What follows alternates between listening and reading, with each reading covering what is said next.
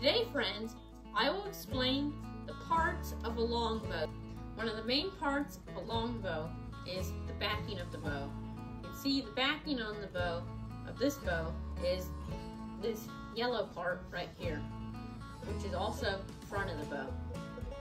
The backing does when you're shooting the bow, when the front of your bow starts to stretch and your back of your bow starts to compress.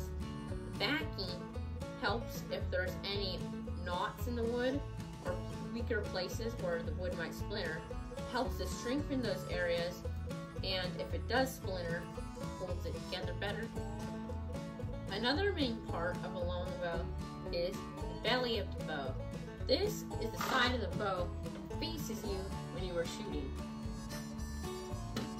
The belly doesn't really do anything, but it is important in the making process of the bow.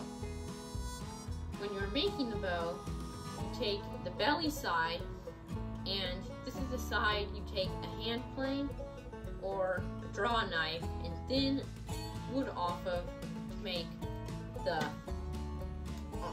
top side of the bow, where the backing is, bend. So this is the side thin down the bow. You also use in the tillering process to make everything bend evenly.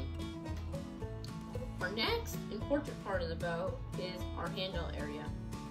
Really, all the handle area does is really just give us a nice grip when we are holding our bow. Some bows, in a long bow, you'll have a little arrow rest, but on a lot of like medieval style long bows, you just rest the arrow on your finger or your hand.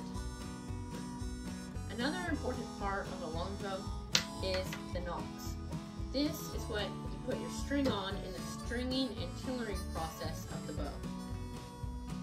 Another very important part of the longbow is its string, which simply hooks on to both nocks on either end of the bow. Another important part of a longbow is the arrow, which is shot out of the bow. Thank you for watching this week's video on the parts of a longbow. Don't forget to like and subscribe.